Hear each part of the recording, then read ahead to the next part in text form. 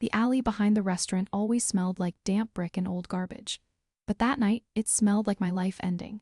I was just cutting through to catch my bus after a long shift. Then I heard voices. The tone was all wrong, too tense, too sharp. I peeked around a stack of soggy boxes, and my breath just stopped. There he was, Leo Versetti, the man I loved, standing there in his perfect suit. Another man was on his knees in front of him. And Leo had a gun. I froze. I heard him talking about silence, about betrayal. His words were so cold. I saw his thumb, the one that had traced my cheek so gently, tap once against the pistol's grip. The man on the ground started begging, his words just a desperate, wet slur. A cold sweat broke out on the back of my neck. My hand flew to my mouth, but my shoe scraped against the wet pavement. The sound was small, but in that quiet alley, it was like a gunshot. Both of their heads snapped toward me. Leo's dark eyes found mine. For 1 second, his cold mask slipped. I saw pure shock. Then his jaw went tight. The man on his knees saw my face and started to shout something, a plea or an accusation. Leo moved faster than I'd ever seen anyone move. His arm shot out.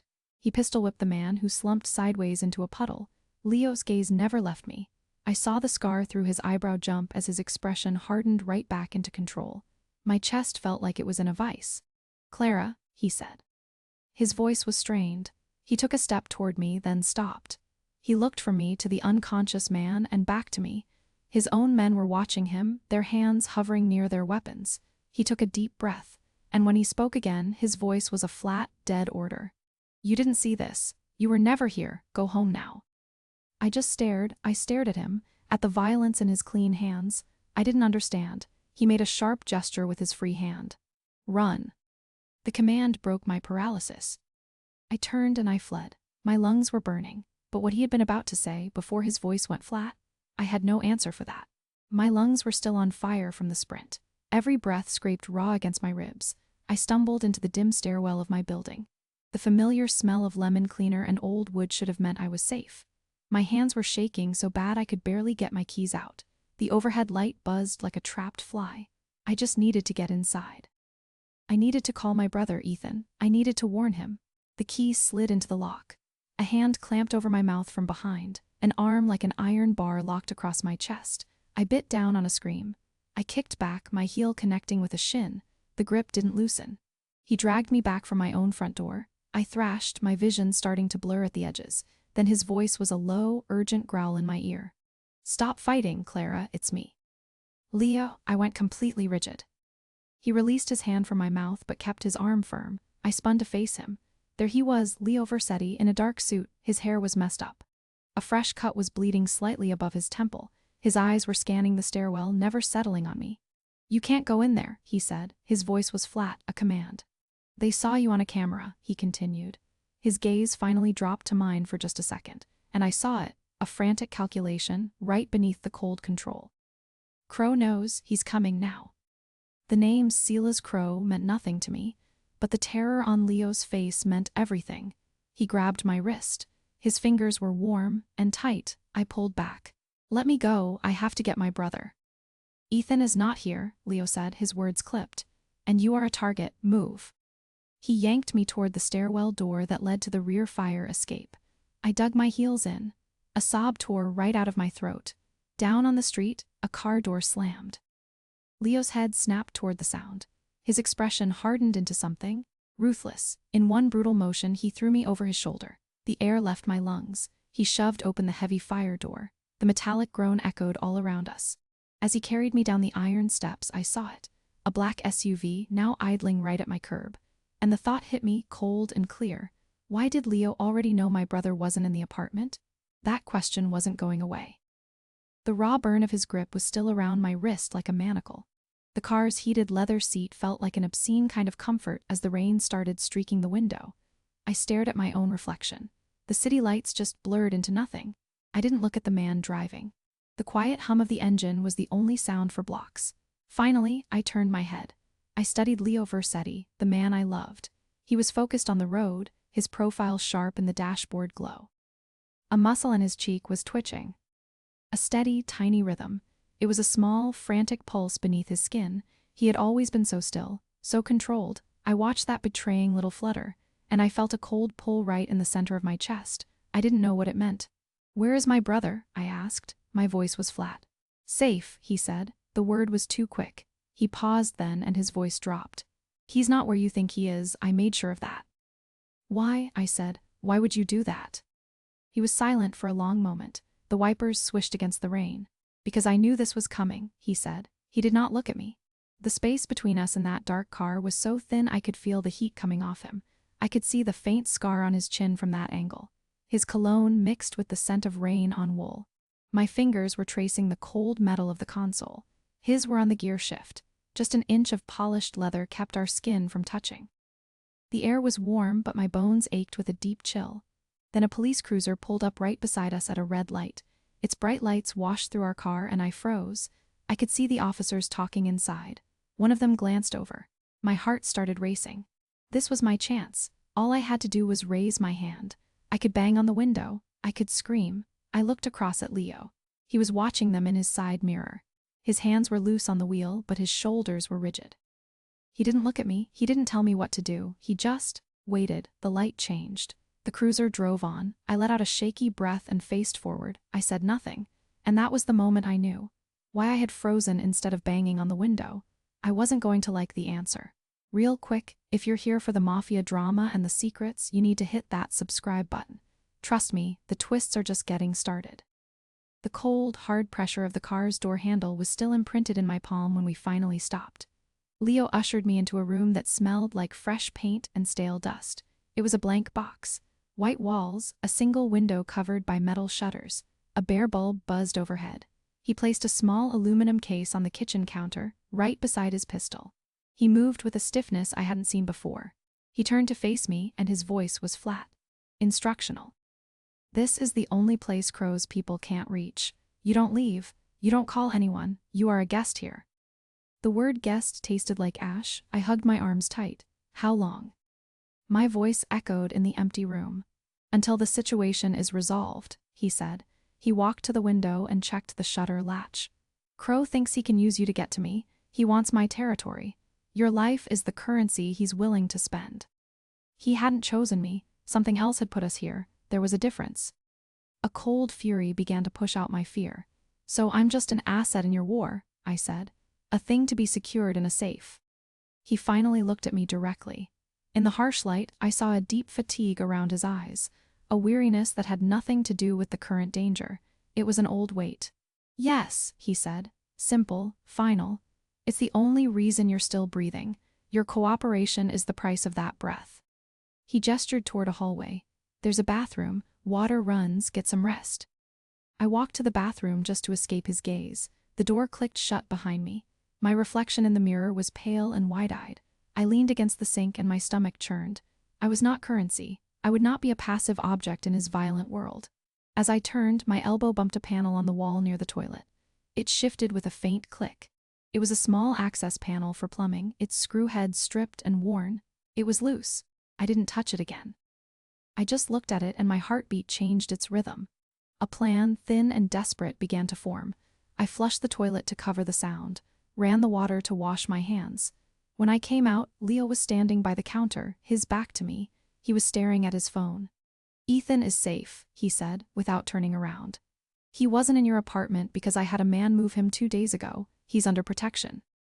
The revelation hit me like a physical blow. He had known my brother was a target before I did. He had acted and he had not told me. Everything else I could deal with. Why my heart had changed when I saw that loose panel? That was different. The tension in my jaw was a raw, persistent ache I couldn't unclench. I stood barefoot in the bathroom doorway, the chill of the linoleum seeping up through my feet. I had waited for hours in the dark bedroom, listening to Leo's movements stop. The safe house was silent now, except for the distant hum of a refrigerator. I moved with painful slowness back to the bathroom. My fingers found the edge of the loose panel. It gave way with a soft click that sounded like a gunshot in the quiet. Behind it, taped to a pipe, was a cheap plastic phone. I closed the panel and sank onto the closed toilet lid. My hands shook as I powered on the burner phone. The pale blue light made my skin look ghostly. Its battery showed only 1 bar. I knew Ethan's number by heart, a string of digits that felt like a lifeline. Each tap of the keypad was a tiny, sharp sound. I typed the message we had agreed on years ago for true danger. Bird is caged, fox in your henhouse. Don't come home. I hit send and held my breath. The screen showed the message delivering, then sent. A wave of relief made my shoulders drop. For a second, I felt like I could breathe. Then the floorboard in the hallway creaked. It was a long, slow sound right outside the door. I fumbled with the phone, my fingers slick with sweat. I ripped off the tape and shoved the phone back behind the pipe. I snapped the panel into place just as the door handle rattled. It turned with deliberate force. Leo, the Mafia underboss I loved, stood in the doorway. He filled the space, his broad shoulders blocking the dim light from the hall. He was still in his clothes from earlier, the collar of his shirt undone. His eyes went straight to my hands, then scanned the small room. He didn't speak. So, what would you have done? Would you have trusted him, or would you have done exactly what I did? Let me know in the comments, and don't forget to subscribe for part 3. I couldn't sleep. My voice was too high. I forced myself to meet his gaze. His expression was unreadable, but a single muscle near his temple pulsed. That tiny movement sent a cold dread straight through my chest. He knew, or he suspected. He took one step into the bathroom, and the space shrank around us. I pressed my damp palms flat against the cold porcelain behind me. I waited for him to reach for the panel, to demand what I had done. One thing kept pulling at me. Had he seen the water droplets on the panel I hadn't dried? My throat still ached from the silent scream I'd swallowed. I stood in the kitchen doorway and caught the sharp scent of gun oil.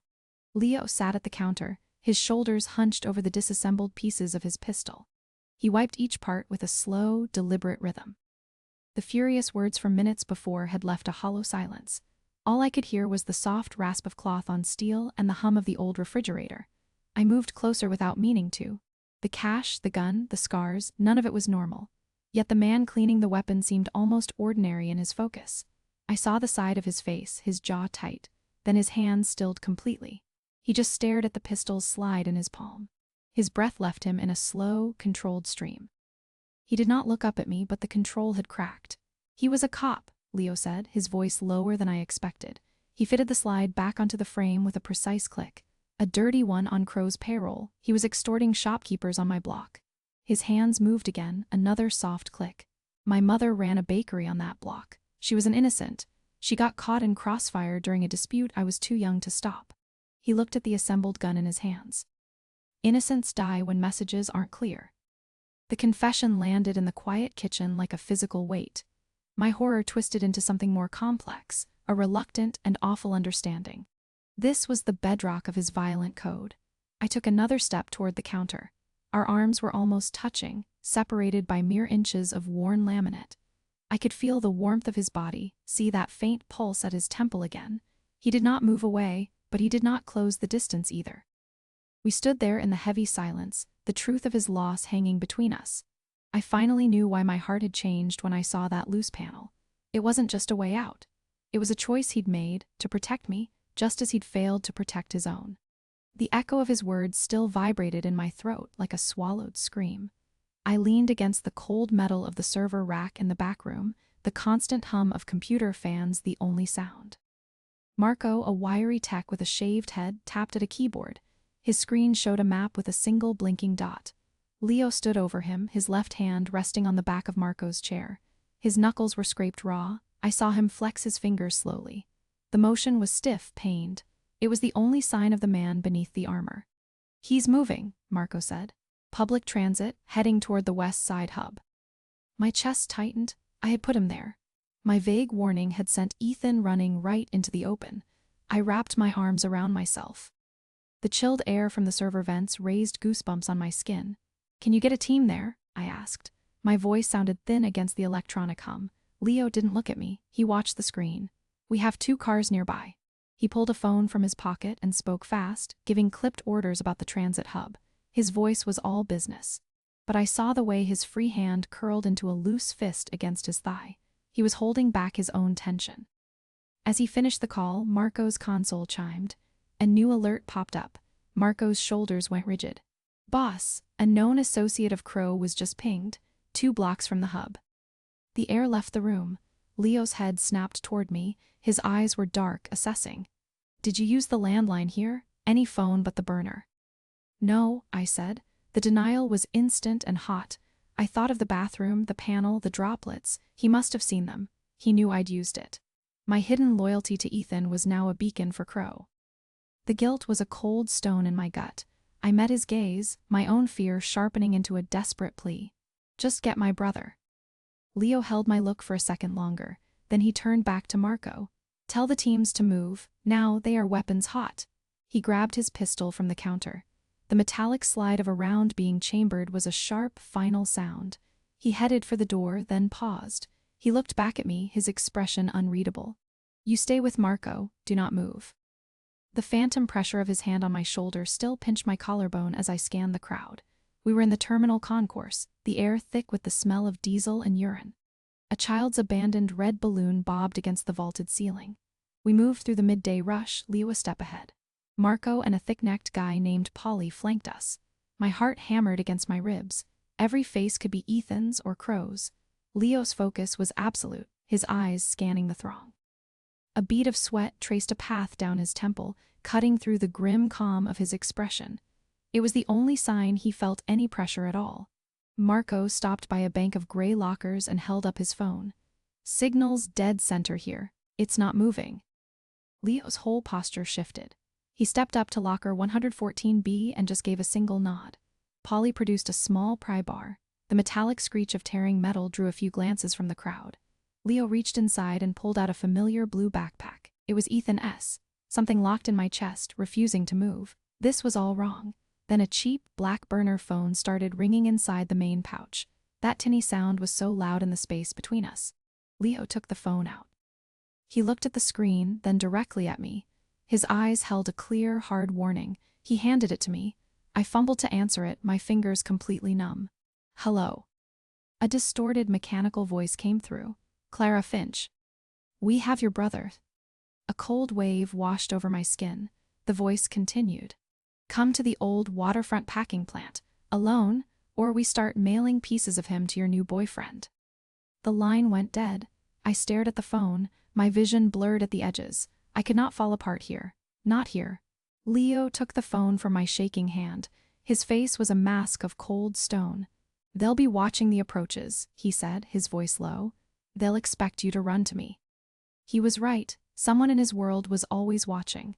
I looked from his hardened face to Ethan's backpack. A hidden loyalty split me right in two. My choice was already made. I wiped my eyes with the back of my hand. What do we do? He didn't answer immediately. He was thinking, calculating angles I couldn't even see. The metallic taste of my terror still coated my tongue like I'd bitten a penny. Leo's sedan carried me away from the terminal. I watched the city's afternoon light warp across the tinted rear window. The silence in the car was thick and heavy. I stared at my brother's empty backpack on the seat beside me. My hands were numb and cold in my lap. The only sound was the steady hum of the tires. Leo drove, his gaze fixed on the road ahead. His silence felt different now. It wasn't that cold control from before. His shoulders were set, but his left hand kept tapping a slow, restless rhythm on the steering wheel. I watched that small, repetitive motion. It was the only thing moving in the still car. We stopped at a red light. Leo finally spoke. His voice was low and rough. He didn't look at me. My sister was 16, he said. The statement just hung there in the air. He didn't explain. He didn't need to. The light turned green. His foot pressed the accelerator a little too hard. The car lurched forward. I felt my breath catch in my throat. This was the crack. This was the unplanned truth. He had told me about his mother. He had never, ever mentioned a sister. I didn't know what to say. I shifted on the leather seat to look at his profile. The late sun caught the fine lines at the corner of his eye. He was staring straight ahead, his jaw tight. I reached out one hand and let it rest on the back of the passenger seat headrest. It was as close as I could get to touching him from the back. He saw the movement in the rearview mirror. His eyes flicked up to meet mine for just a second. Then he looked back at the road. His tapping hand went still and flat on the wheel. Miles passed with only the road noise between us. My exhaustion was a deep ache in my bones. I leaned my forehead against the cool glass of the window and closed my eyes. I felt the car slow and then pull over to a quiet curb. I didn't open my eyes. I heard the shift into park. Then I felt a firm pressure on my shoulder. Leo had reached back between the seats. His hand rested there, a solid and hesitant weight. I didn't pull away. His palm was warm through my shirt. He said nothing for a long moment. Then his voice came, quiet but clear. We're not giving him to them. It wasn't a plan. It was a vow. The warmth of his hand was an anchor in all that dread. I kept my forehead against the window and let that touch hold me there. The warm, firm weight of his hand lingered like a phantom pressure long after he'd pulled away. I was standing on the safe house's cold concrete floor, staring at the rain blurring the city lights beyond the glass. Leo was across the room. He studied a city map spread on a bare metal table, his movements efficient despite the fresh bandage on his forearm. The safe house air smelled like new paint and dust. I watched the careful way he avoided putting weight on his left side. That slight stiffness was the only sign. "You were the one in the warehouse," I said. My voice was flat in the empty space. He didn't look up from the map, but his pen stopped moving. "The man Frank was begging. You told him to make it clean. You shot him."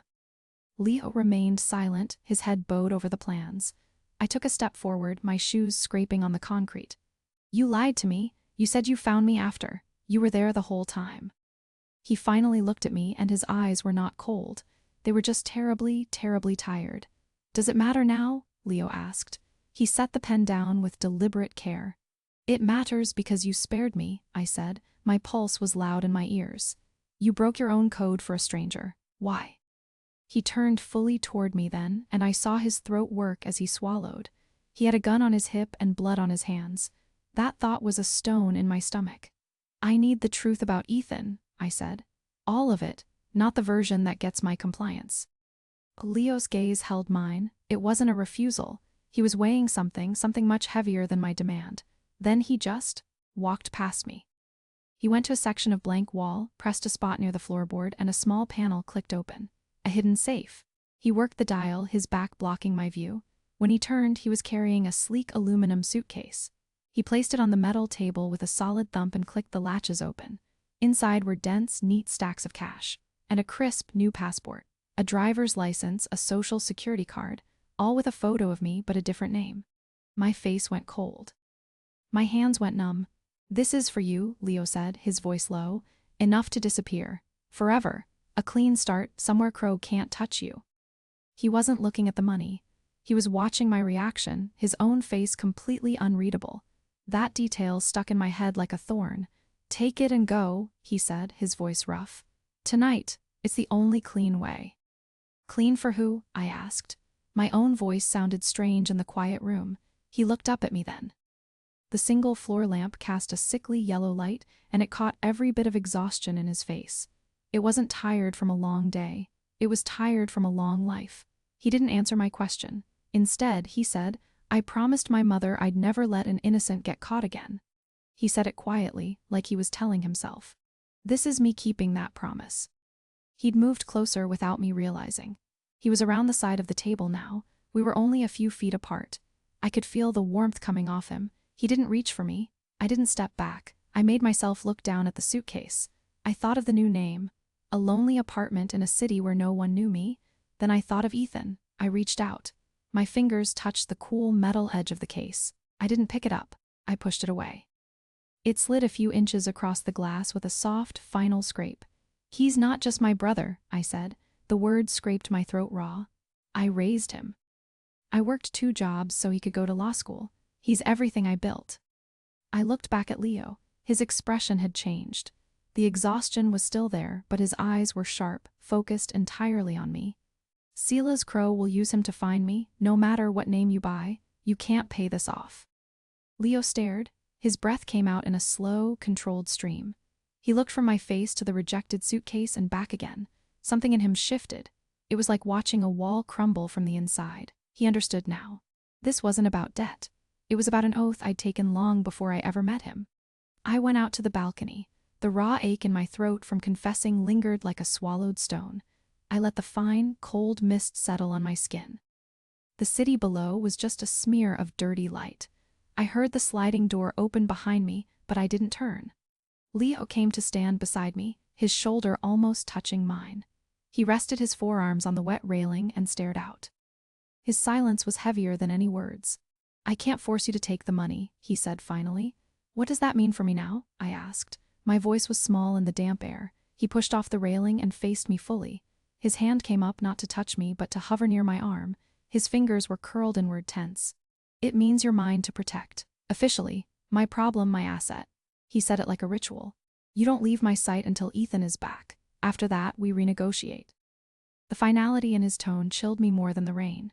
His world had almost killed me once. It would try again. He watched me absorb this. Then he did something unexpected. He reached into his jacket and pulled out that plain plastic keycard he always carried, the one for the service tunnels. He held it, just looking at it. His thumb rubbed slowly over its smooth surface. It was a thoughtful, almost tender gesture that didn't fit the hard man in front of me. I had no idea what it meant. He slipped it back into his pocket without a word. "We move at dawn," he said, his voice all business again. "Get some sleep. I'll be right outside the door." He went back inside, leaving me alone in the mist. I looked down at my own hands, gripping the cold rail. I traded one cage for another, but the lock on this one was a man's conflicted honor. I stayed there, listening to the city hum, because the only thing more dangerous than his protection was being without it. I pushed it aside. Whatever his thumb had been tracing on that keycard, it would come back later. The cold, damp fabric of my shirt clung to my skin. I slid into the cracked vinyl booth and watched a single drop of water trace a path through the grime on the diner window. Across from me, Leo hunched over a laptop. He rubbed his eyes hard with the heels of his hands. His jaw was a tight, sharp line in the dull light. Marco, his tech guy, sat beside him. Marco's knee bounced a frantic rhythm under the table. The sharp smell of burnt coffee filled the space between us. "It's all shells," Marco whispered. His voice cracked. His hands shook as he pointed at the screen. "Money moves through dummy corporations, but no addresses, and the system logged our breach. They know we're here." He kept glancing at the greasy front door. He flinched at every car sound outside. A heavy dread settled in my stomach. I wrapped my hands around my cold mug. Leo leaned closer to the glowing screen.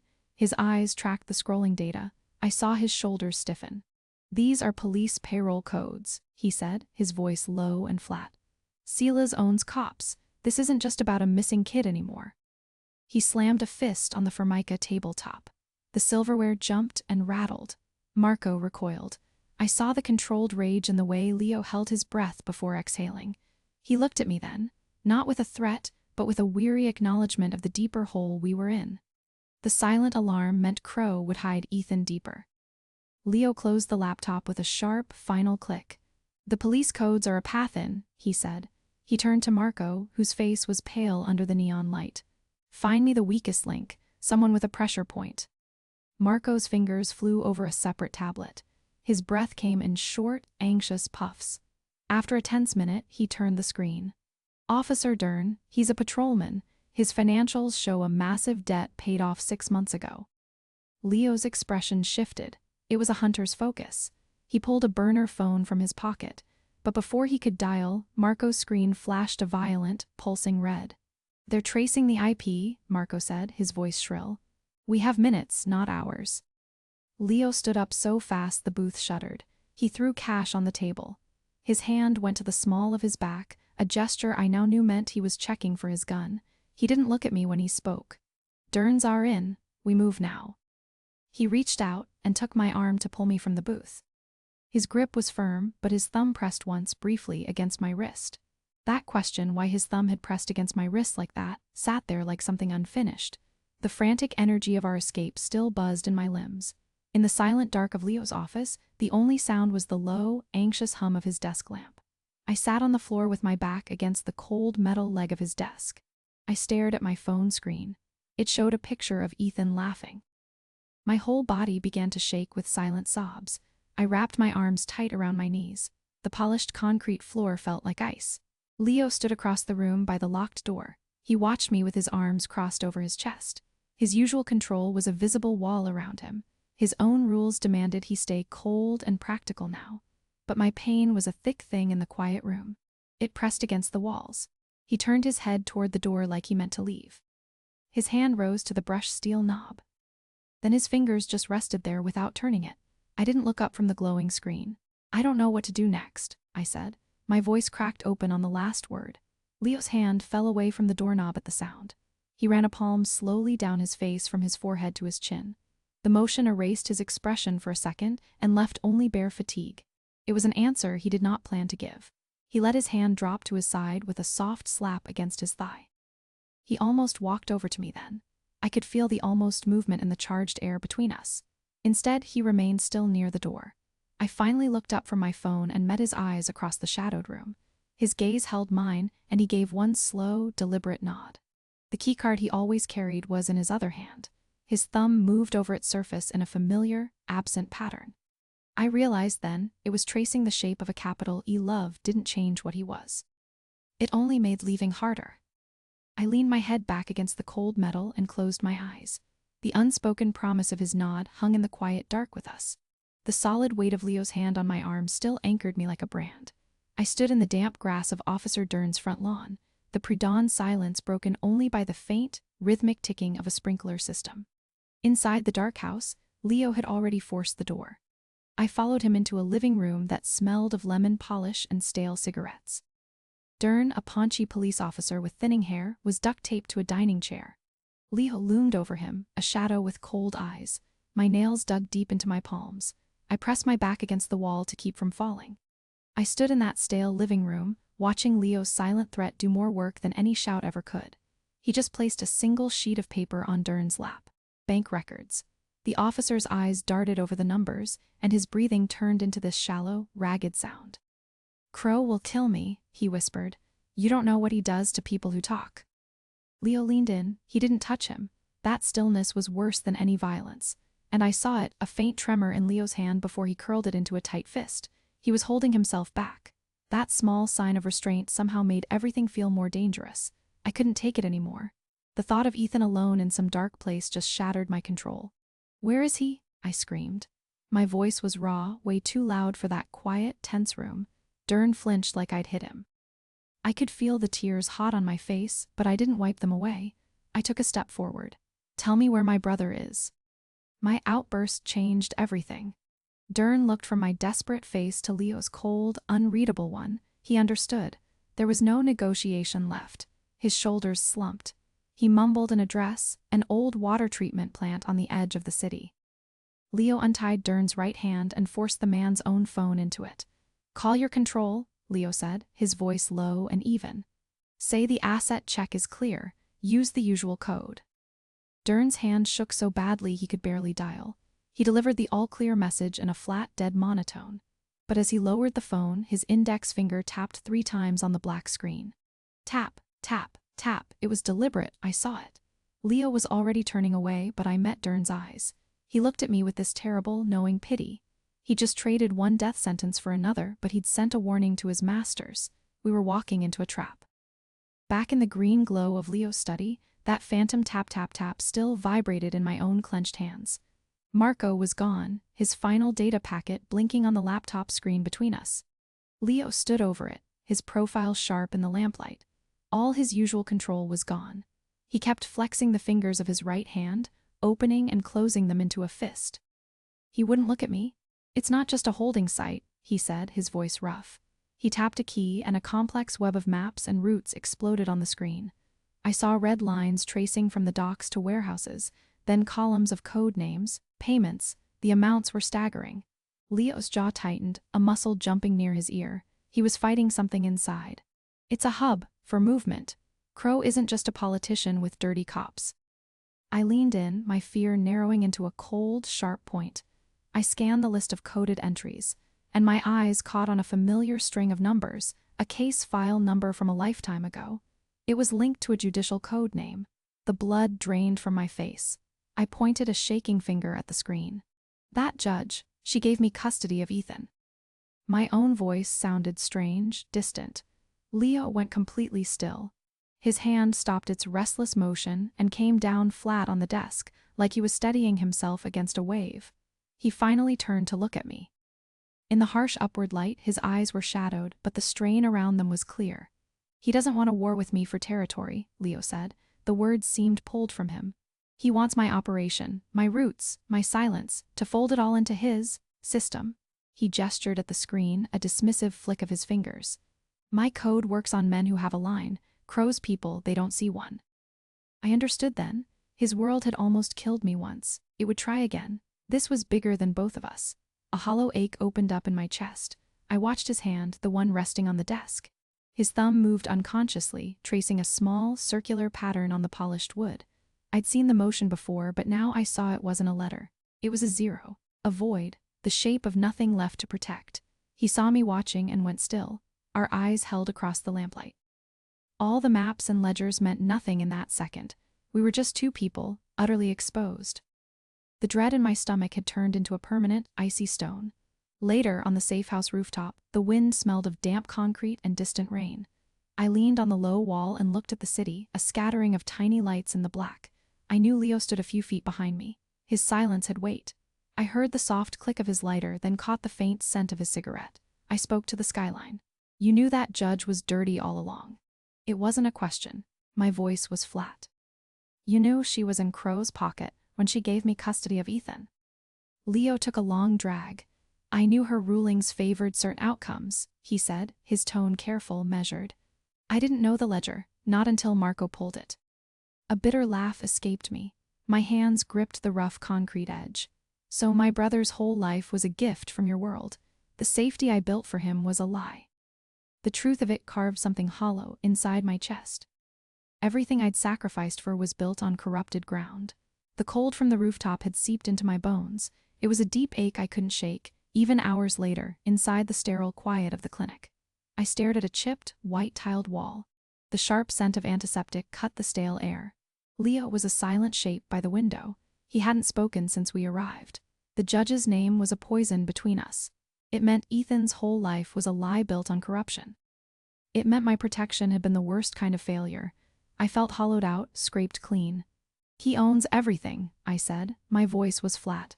The police, the courts, you said you can't fight a ghost. Leo didn't turn from the window. No, I can't. So your code is useless here, your protection is useless. I wasn't accusing him, I was just stating a fact. He hadn't chosen me, something else had. There was a difference. He finally moved. He pushed off the wall and walked to the table. He picked up a pen, turned it over once in his hand, then set it down with a quiet click. The only move left is the one he doesn't expect. What does that look like? I asked. Sacrificing your entire operation, letting him have it all. His eyes met mine. They were hard, clear gray. That's one option. And the other is letting Ethan die. My heart hammered. I made myself say it. That's the choice, him or you. For a long moment, Leo said nothing. He looked down at his own hands resting on the table. I saw the tension in the cords of his forearms.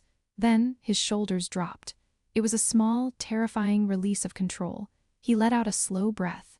There's a third way. I waited. He was weighing the words.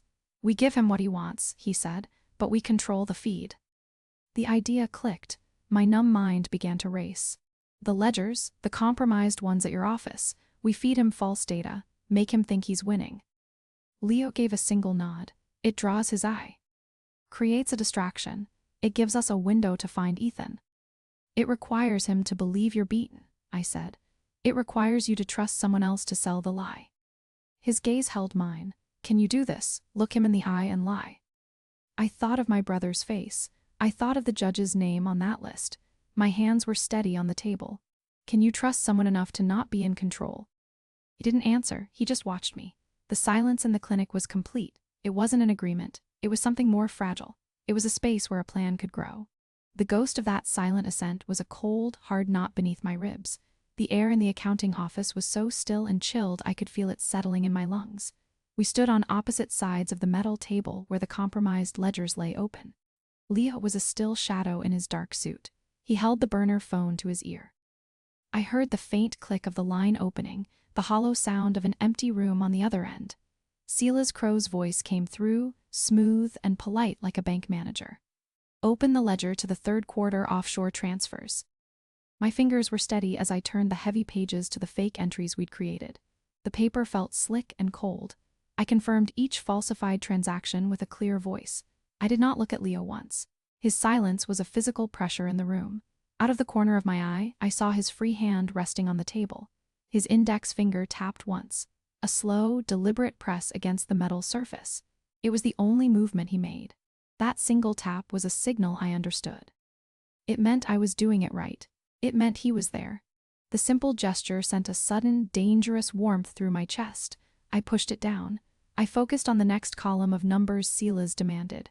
I answered him without a single pause or stumble.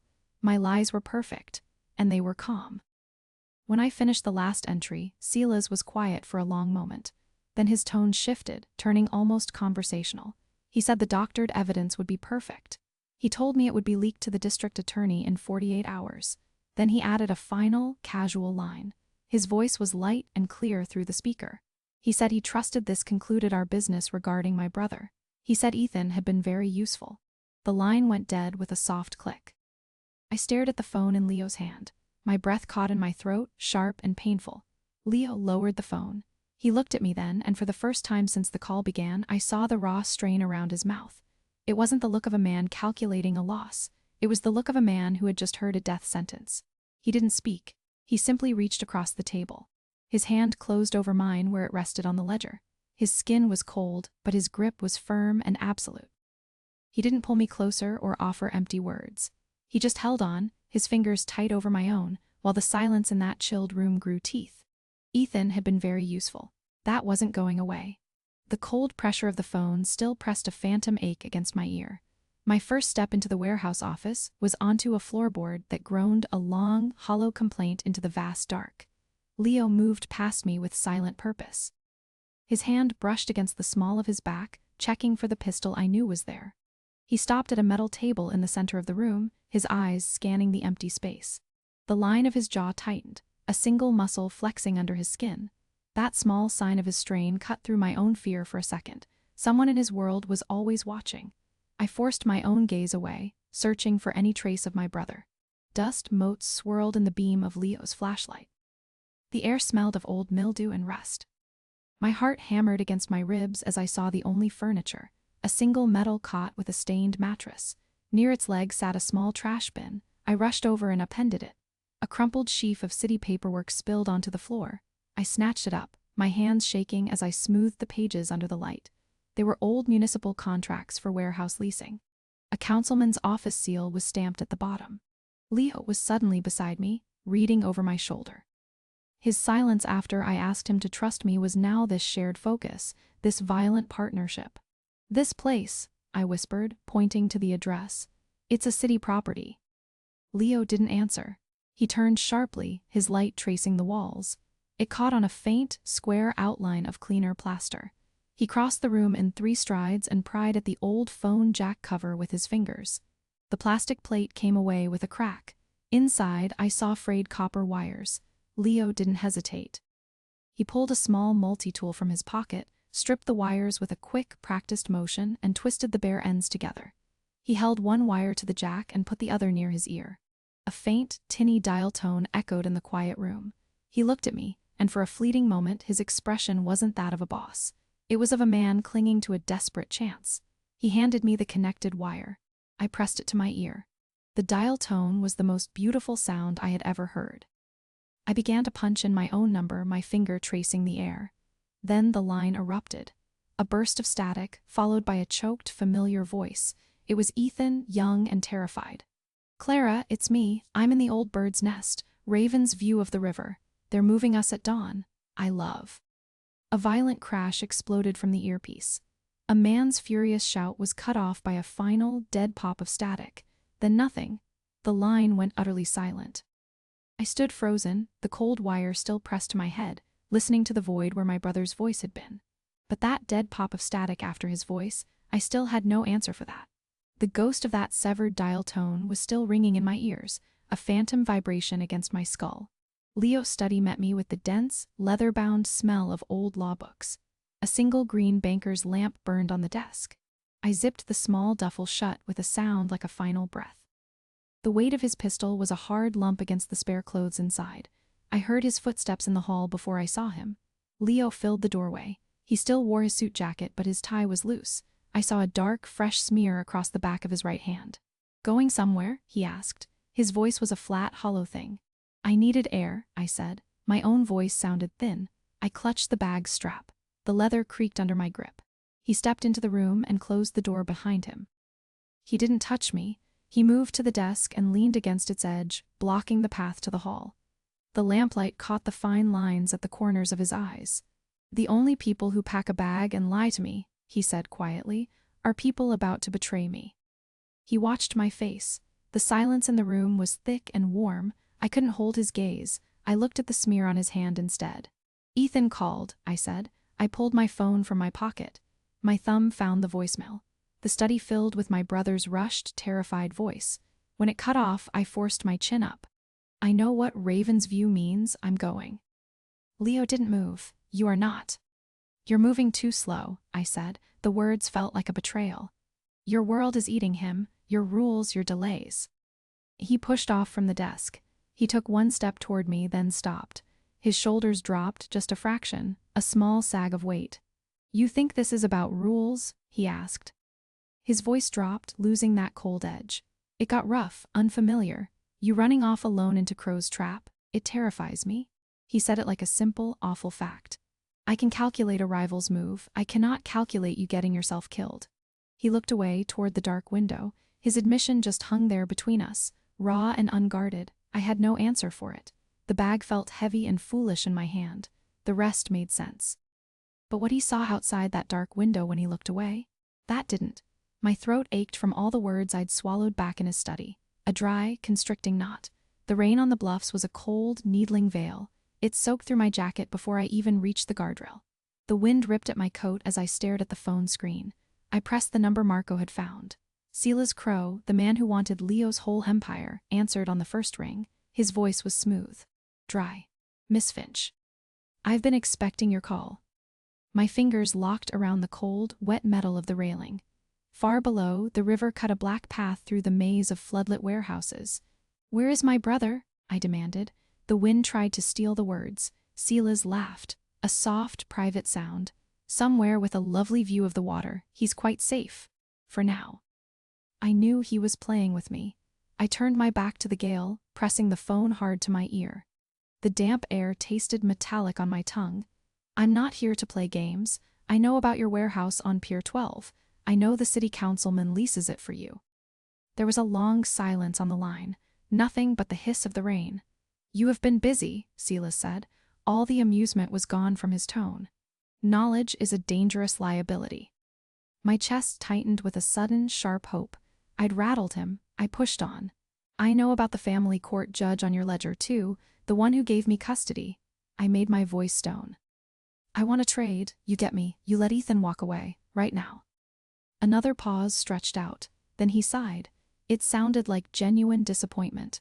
Your brother was never the primary asset, my dear. You are. The words iced my spine.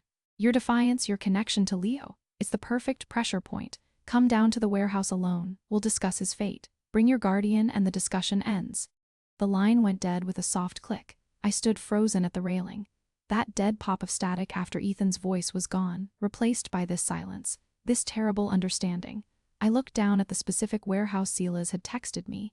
It was the one directly below this overlook. Raven's View. I had walked right into his trap.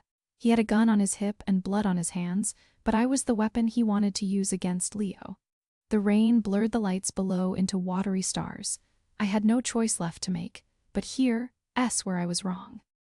I'd been wrong to ignore it this long. The cold rain had seeped through my jacket. It left a permanent chill clamped around my ribs. Under the rusted bridge spanning the canal, the pre-dawn air was perfectly still, thick with the scent of stagnant water and rotting wood. I stood in the shadow of a concrete piling, watching Leo and the soldier named Frank. Leo's posture was rigid, his suit jacket open against the damp chill. Frank, a man with a thick neck and graying temples, kept wiping his palms on his pants. The only sound was the slow drip of water from the bridge above us. I did not move, because leaving him here felt like a worse kind of betrayal. Frank's voice broke the silence, a hoarse whisper that carried across the flat water. He said he had 2 girls in middle school. He said his wife had no idea about any of this. Then he dropped to his knees on the wet gravel. The stones crunched under his weight. He reached out and grabbed the fabric of Leo's trousers. Leo did not step back. He just looked down, his face a blank mask. I saw the muscles in his throat work as he swallowed. Leo spoke then, his voice low and without warmth. He said Frank knew the rules. He said talking to the detectives was a choice. Frank shook his head, his words tumbling over each other in a plea for mercy. Leo's hand went to the small of his back. When he raised his pistol, the metal caught a dull gleam from a distant security light. His finger settled on the trigger, but his eyes were fixed on a point somewhere over the dark water. I remembered what he had seen out there when he looked away, the thing he never described. Now I understood. It was this exact moment waiting for him. The gunshot was a flat, hard crack that shattered the stillness. It echoed off the concrete walls of the canal. Frank slumped sideways into the black water with a heavy splash. Leo stood there, arms still extended. He stared at his own hand, holding the gun. A faint tremor ran through his fingers before he lowered his arm. His radio crackled then. Marco's voice reported, intercepting the final gala details. It was a signing ceremony with the Mazzara family. Leo's attendance was mandatory. He looked from his bloodied hands to the dark water swallowing Frank, and then his eyes found mine across the distance. In them, I saw the terrible calculation of a man who had just realized the cost of every loyalty. And what Leo had said under his breath when he thought I wasn't listening, I wasn't going to like the answer. The cold grip of the gun still vibrated through the bones of my palm. I couldn't shake it. I stood at the chipped bathroom sink in the old mill, dabbing a wet paper towel at the cut on my arm. The first dawn light outside was a sickly orange. Leo leaned against the door frame, watching me. I refused to look at him directly. My hand hovered over my skin when I saw it. The tattoo on his wrist. Just a simple string of numbers, a date. The ink was faded. He saw me looking. His own hand shifted, and he covered the numbers with his thumb in this slow, deliberate motion. His voice was quiet when he finally spoke. That was the day my father died. He didn't mean to say it. The words just came out. I turned my head and met his eyes in the smudged mirror above the sink. His usual control was gone. For that single second, I saw only a deep and familiar exhaustion. The anger I'd carried since the roof began to dissolve. Love didn't change what he was. It only made leaving harder. We were close enough that I could feel the warmth from his body. Neither of us moved to close the last few inches. I broke the gaze first. I twisted the old metal faucet handle hard. The squeal of the pipes was loud and sharp in the small room. I dropped the bloody paper towel. "We should keep watching the warehouse," I said, my voice flat. He nodded once, pushing himself off the door frame. He held the bathroom door open for me, a gesture from a different life. I walked past him without touching him. We returned to our separate posts by the windows, two allies bound by a single, desperate transaction. I pushed it aside. Why I'd flinched at the squeal of the pipes would come back. The raw ache of unshed tears still clawed at the back of my throat. I spread our maps across the hood of Leo's car in the grimy alley. My finger traced the riverfront. "The old bird's nest," I said. "It has to be this one." A distant metal clang echoed from that direction. Leo's phone buzzed against the metal. He answered it, and his posture tightened with each second. "Say that again," he said into the phone. He listened, and a tick started under his left eye. He ended the call. "Sila's has professional teams on the rooftops. They're patrolling in shifts. This is not a simple holding cell." He looked at me, and his gaze held a raw fear that had nothing to do with tactics. A black sedan pulled into the alley's far end. A man I didn't know got out. He handed Leo a thick ivory envelope without a word, then left. Leo tore it open. The card inside had a time and address for the gala. Tonight. He crumpled the envelope and card into a tight ball and threw it against the brick wall. "If I go, it's a suicide mission," he said. "If I do not go, it's a declaration of war." I looked at his hands. They were clenched, the skin stretched taut over his knuckles. I knew then what he had whispered to himself when he thought I couldn't hear. He was choosing to burn his own world down. I pulled my jacket tight. "We go now. We go before your party." He gave a single, sharp nod, but my stomach twisted with a cold dread. I finally understood why I had flinched at the squeal of the pipes in our old apartment. It was the sound of a system under pressure, ready to burst. Why I flinched at the squeal of the pipes. That wasn't going away. The grit of the alley still coated my tongue. Sila's Crow's penthouse suite spread before me, its chill air smelling of forced orchids. I stood beside Leo. We faced Sila's across a vast marble floor. My brother's freedom depended on this. Leo's hand brushed mine for a single second. His palm was damp with a cold sweat I had never felt from him before.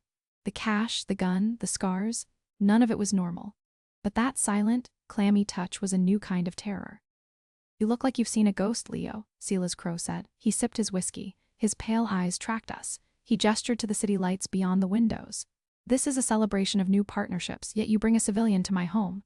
He met me. I forced myself to stand still. I didn't look at Leo. I watched Sila's perfectly manicured hands instead. "I thought we agreed on the terms for your retirement," Sila's continued. His voice was a soft blade. Leo's reply was a low rumble. "Terms change." He took a single step forward. His shoulder blocked my view of Sila's for a moment. A protector's move, automatic and useless here.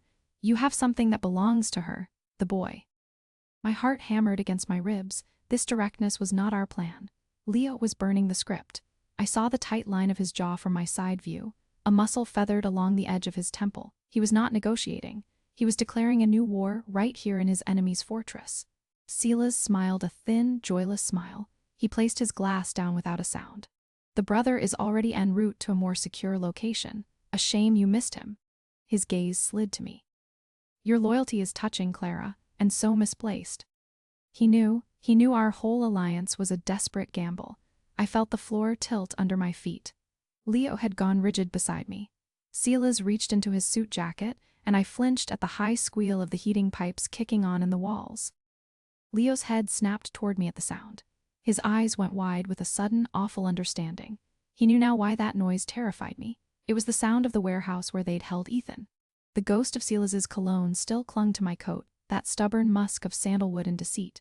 I stood on the rain-slicked loading dock behind the gala, the sharp scent of bleach cutting through the city's damp breath. I was waiting for Leo's signal. A distant police siren echoed from the river. I understood it now. It wasn't a promise of safety. It was a signal of controlled chaos. My fingers ran along the rough edge of a rusted bolt on the dock railing. Every second felt stolen and heavy. Inside, through a grimy window, I saw them.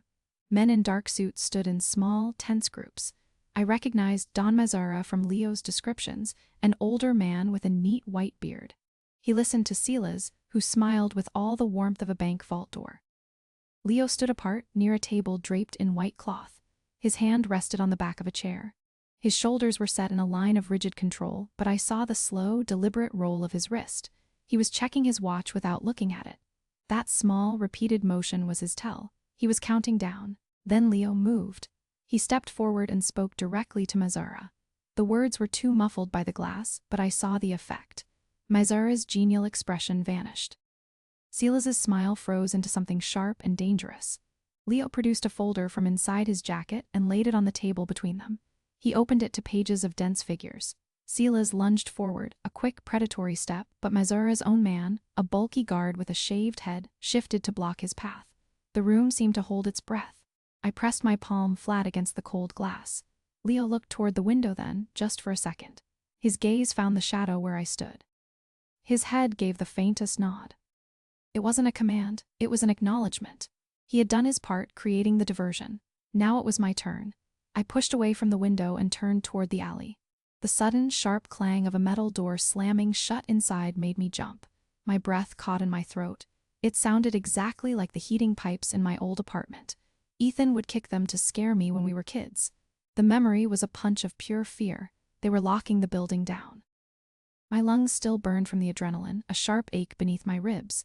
The sudden humidity of the boiler room hit me first, thick and metallic against my skin. Leo pulled me through a service door after the lockdown.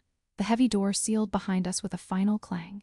The air was hot, smelling of oil and damp concrete. We were alone now, away from the guns and the shouting. I leaned against a warm pipe, trying to catch my breath. "You shouldn't have come to the gala," Leo said. His voice was low and clipped. He was checking the pistol at his back, not looking at me. I saw the pulse beating fast in the hollow of his throat. He was scared. The way he'd looked at me just then wasn't about the threat. I didn't know what to do with that. The plan was for you to be clear with Ethan by now. The plan changed when you walked into a trap, I said. My own voice sounded raw. You knew Silas would lock the doors. You knew he'd try to keep you here. I needed him to focus on me. Leo finally looked at me. His eyes were dark and utterly tired. So you could get to Ethan, so you could both be gone. I pushed off from the pipe. The truth was a cold stone in my stomach. You sent me away to save me. You came here to die. Leo didn't deny it. He just ran a hand through his hair, leaving it disordered. It was a small, human gesture I'd never seen from him. It was the only move left. My world was collapsing anyway. Your world, I repeated. The words tasted bitter. You think burning it all down fixes anything? You think that makes up for? I couldn't finish. For Ethan, for all of it. He moved then, closing the space between us in 2 quick steps. He didn't touch me. He just stood there, his presence a wall of heat and tension. What do you want from me, Clara? An apology won't bring him back. My death won't bring him back. I wanted to scream. I wanted to hit him. Instead, a terrible calm settled over me. I remembered the dark window of my apartment weeks ago, the shadow I'd seen outside. That first night, I said quietly, you were outside my building, in the dark. You looked up at my window. Leo went very still. His gaze held mine, and for a second the mask was gone. I saw only a man stripped bare. I was deciding, he said. His voice was almost a whisper. Whether to walk away from you for good or pull you in deeper to keep you close. He let out a slow breath. I chose wrong. I chose both. The confession hung in the air. It changed nothing, and it changed everything. My anger finally cracked, and all that was left underneath was this raw, open grief. He'd been watching over me even then. A hidden loyalty completely poisoned by his own world. I could see the cost of that choice etched into every single line on his face now. He was just waiting for my judgment. But here's the thing. Everything else, the danger, the lies, the mafia drama, I could process that. What I couldn't shake was one small, cold detail. One thing kept pulling at me, why his hand was so cold when he finally took mine. Let me set the scene. It's 3 days after the boiler room. The air in the hotel lobby is cool and smells like lemony polish.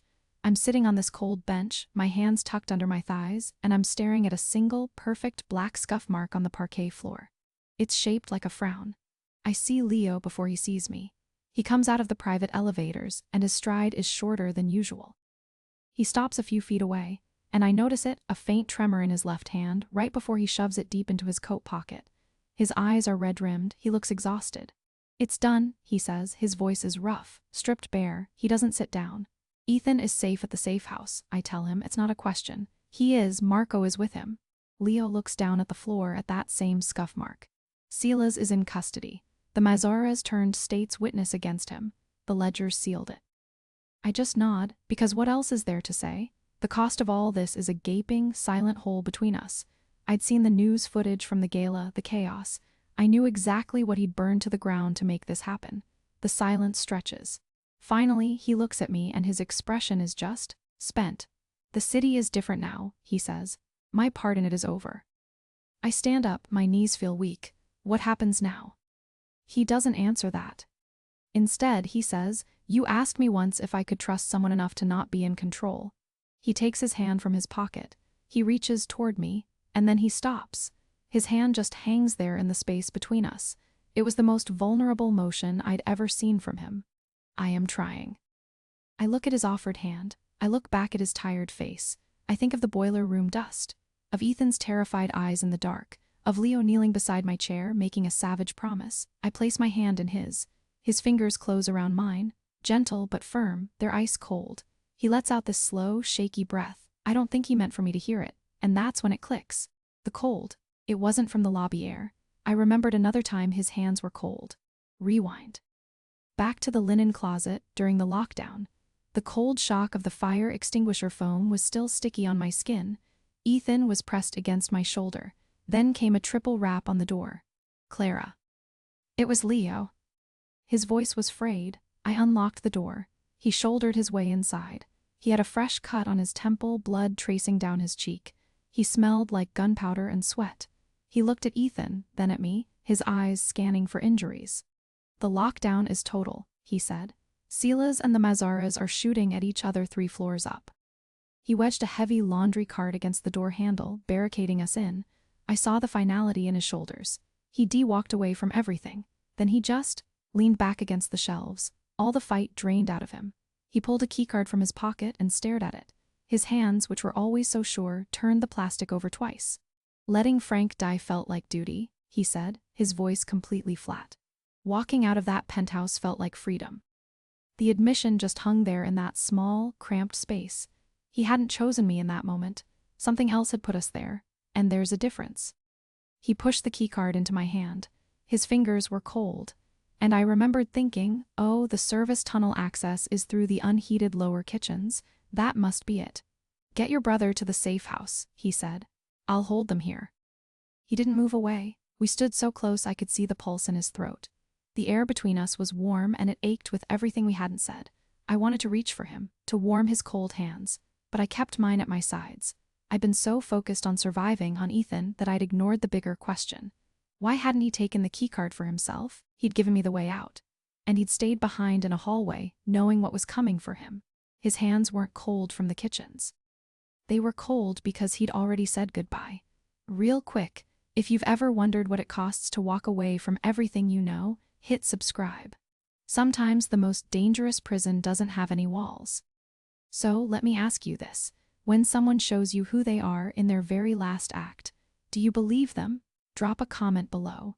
And don't forget to like and subscribe for more stories that walk the razor's edge.